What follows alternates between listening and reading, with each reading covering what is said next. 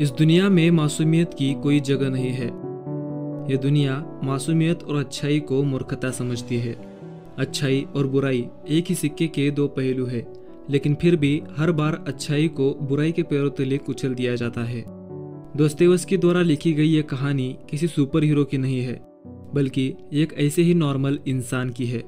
Prince Miskin एक शरीफ, मासूम और बहुत ही भोला इंसान, जो दुनिया में सिर्फ अच्छाई देखता है। वह चाहकर भी किसी का दिल नहीं दुखा सकता। वो सिर्फ प्यार करना जानता है, किसी को धोखा देना नहीं।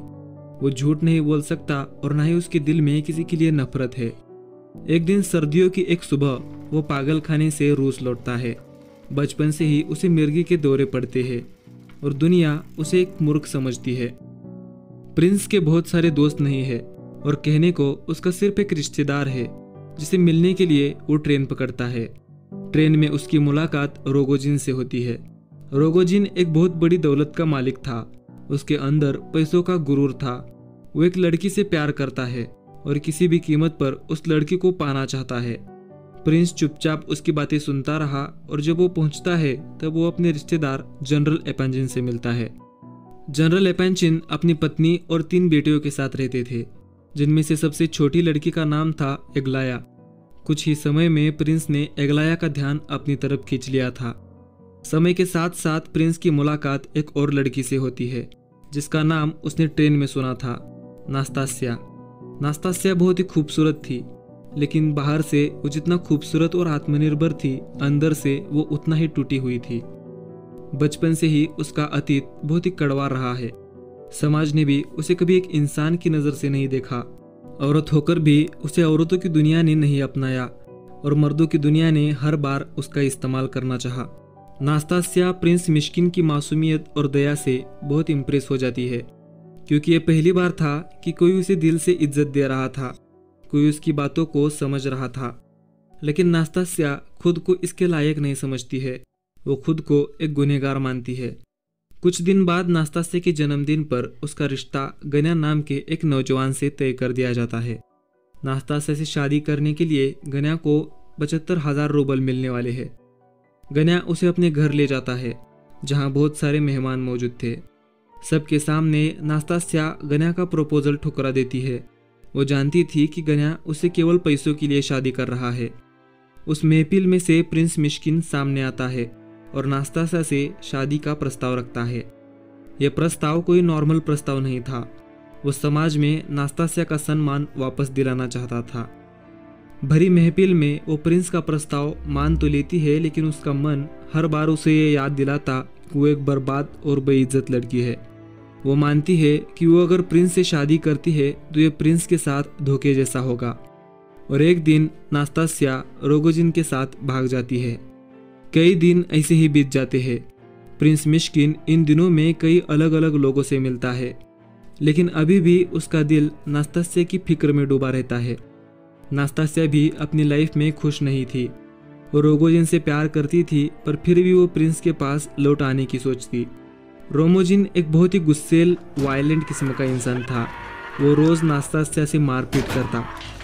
नास्तास्या अंदर ही अंदर रोज़ मर रही थी। उसका गिल्ट उसे चैन से जीने नहीं देता। वो प्रिंस के पास वापस आने की सोचती, पर समाज का डर उसे ऐसा करने से रोक देता। इसी बीच प्रिंस और एग्लाया के बीच काफ़ी गहरी दोस्ती बन जाती है। एग्लाया खूबसूरत होने के साथ साथ थोड़ी बागी किस्म की थी। प्रिंस की मासूमियत और उसकी अच्छाई एग्लाया को आकर्षित करती, पर वो चाहती थी कि प्रिंस भी बाकी मर्दों की तरह एग्रेसिव बने, बाकियों की तरह वो भी कठोर बने।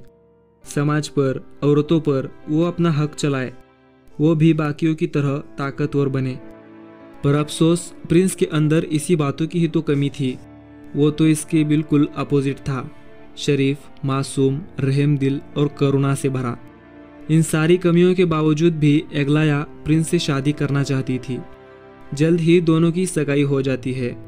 सब कुछ अच्छे से चल ही रहा होता है कि इसी बीच नास्तास्या वापस आ जाती है। नास्तास्या बीमार है। उसके शरीर पर मारपीट करने के घाव है। वो थकी हुई है। प्रिंस का प्रस्ताव ठुकरा देने पर वो खुद को कोसती है, लेकिन वो प्रिंस के साथ रहना चाहती है। एग्लाया जब ये सब कुछ देखती है तब वो समझ जाती है कि प्रिंस उसे शादी तो करना चाहता है, पर उसका दिल अभी भी नास्तास्या के लिए धड़कता है। प्रिंस मिश्किन अब खुद को दो औरतों के बीच फंसा हुआ पाता है। एक तरफ वो एग्लाया से प्यार करता है तो दूसरी तरफ वो नास्तास्या की रूह के साथ अपना खिंचाव महसूस करता है। वो किसी का भी दिल दुखाना नहीं चाहता।